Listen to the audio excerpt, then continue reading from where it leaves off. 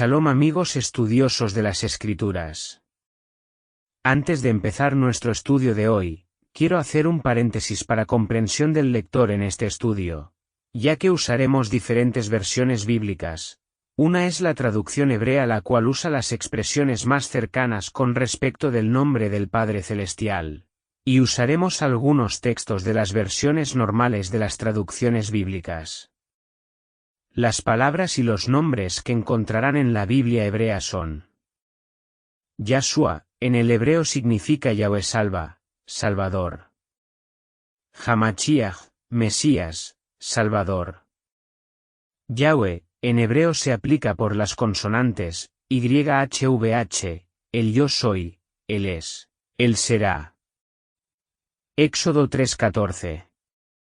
Y respondió Dios a Moisés: Yo soy el que soy. Y dijo: Así dirás a los hijos de Israel: Yo soy me ha enviado a vosotros. Elohim significa Creador, Padre infinito y poderoso. El Ruach, mal llamado por los romanos como Espíritu Santo, el Ruach significa el aliento del Padre Creador y Salvador, su poder creador de todo, el poder de su palabra. Ruach, Yacodes, significa aliento santo de Yahweh. Pero el verdadero nombre del Creador y Salvador con el cual debemos reconocer es como lo dijo a Moisés: el yo soy. Él es, y él será. Por ello, lo llamamos por lo que él es en realidad. Los cuales son, el yo soy, el Salvador, el Creador, el Sanador, el Sustentador, Padre Celestial, Padre Eterno, la luz del mundo.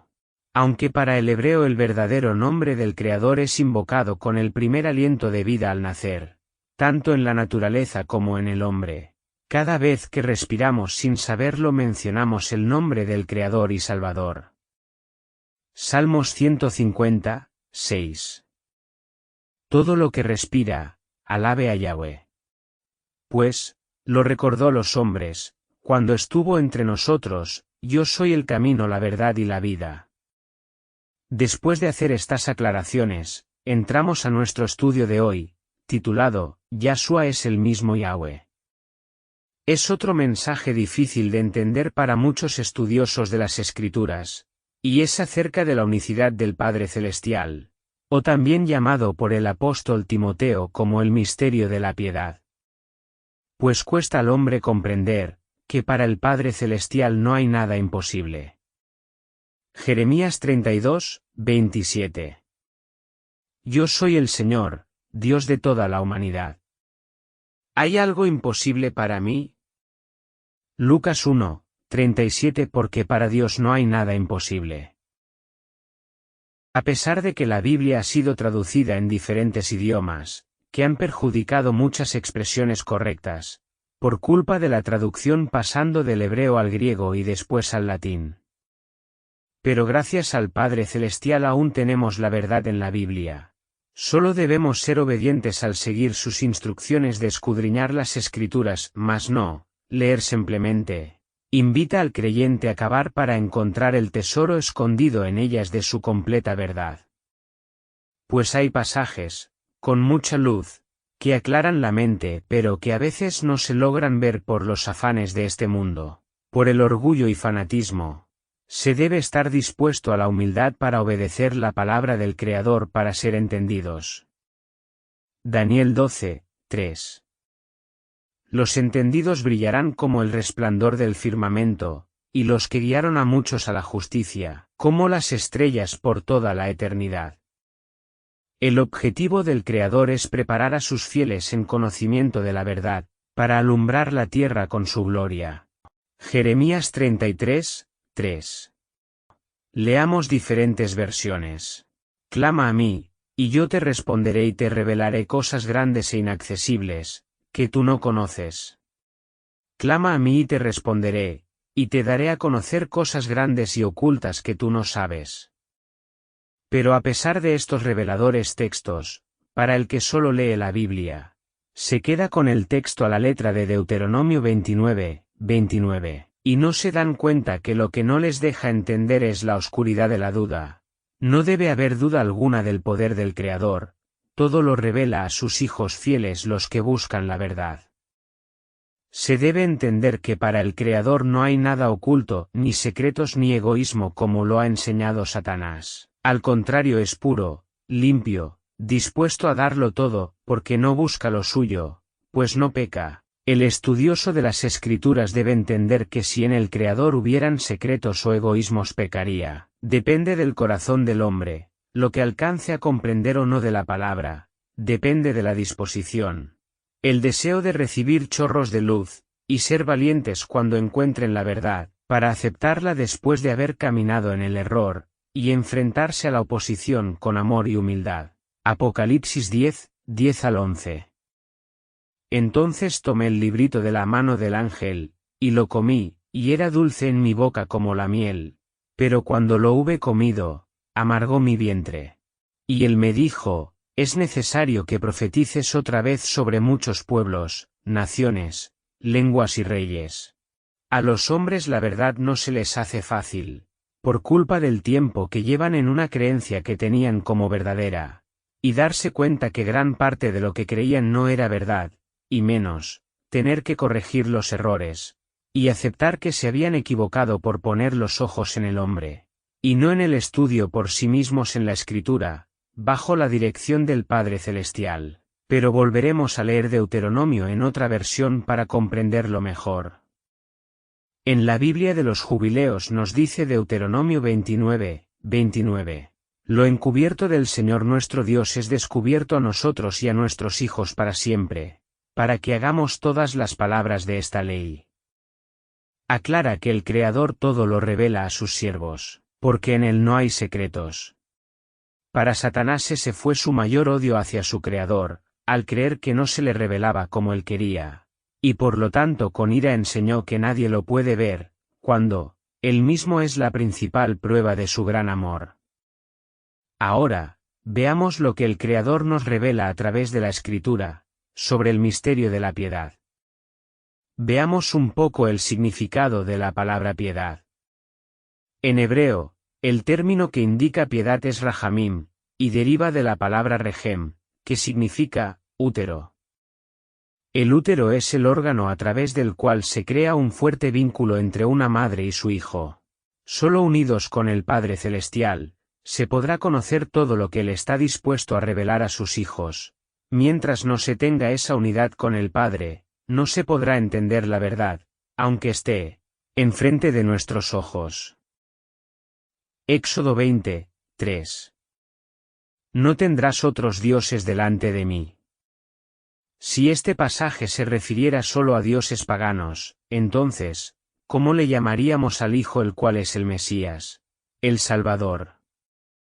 Y al aliento del Padre Celestial, el cual es el Ruaj, si también el cristianismo les conoce como Dios? Si así fuera, habrían entonces más dioses y aquí está hablando en singular, cuando dice delante de mí, dando a entender que es uno solo. Sigamos examinando algunos textos más. Hebreos 2:14.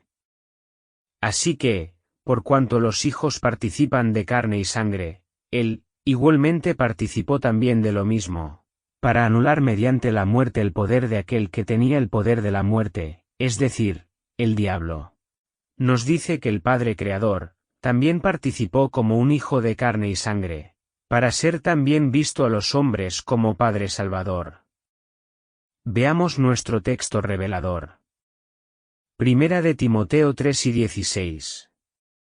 Indiscutiblemente, grande es el misterio de la piedad. Dios fue manifestado en carne, justificado en el Espíritu, visto de los ángeles, predicado a los gentiles, creído en el mundo, recibido arriba en gloria.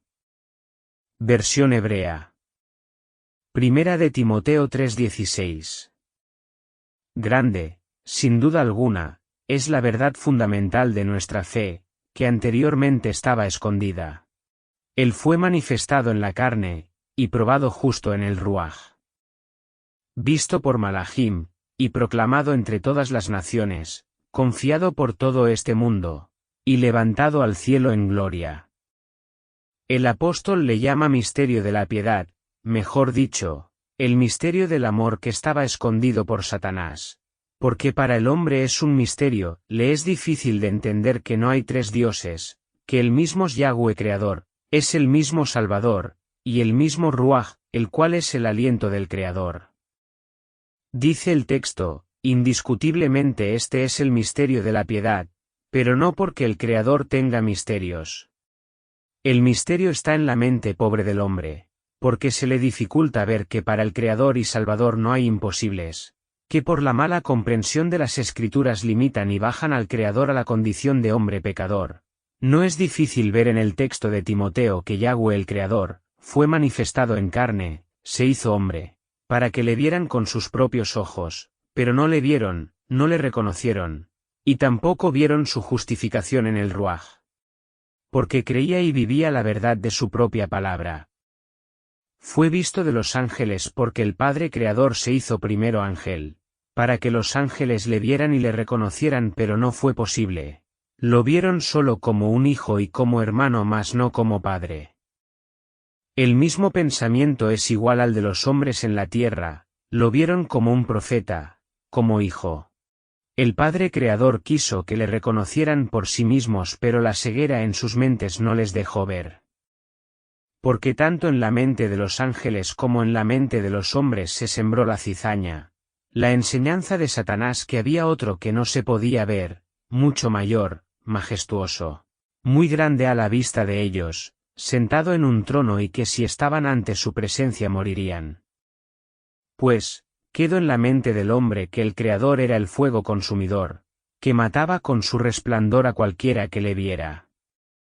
Debemos recordar lo que nos enseñó el Creador y Salvador cuando estuvo entre los hombres, sobre su humildad ante los demás, en Lucas 22, 24 al 27. Hubo también entre ellos una disputa sobre quién de ellos sería el mayor.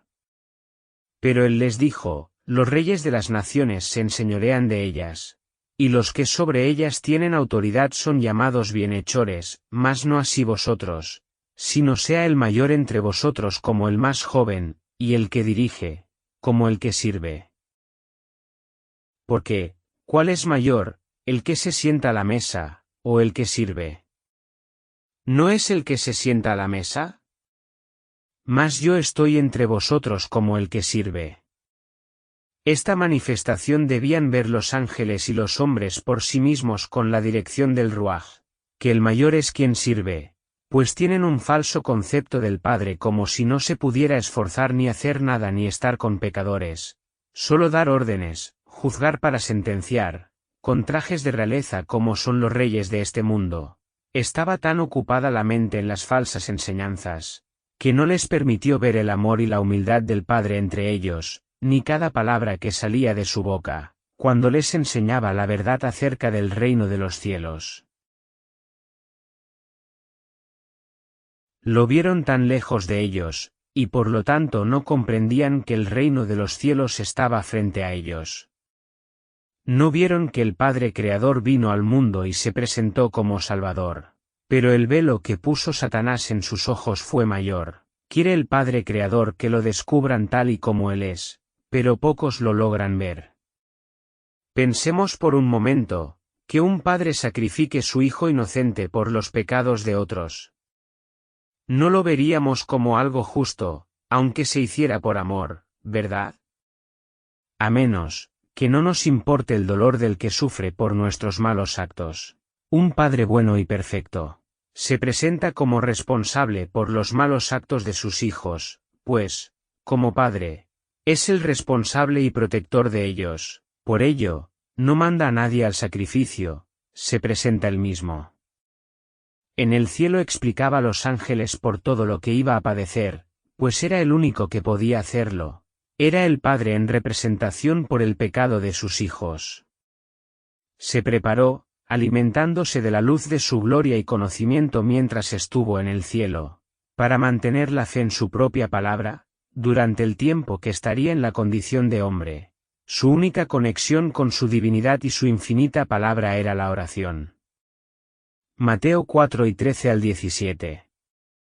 Al llegar a Cesarea de Filipo, les preguntó: ¿quién dice la gente que soy?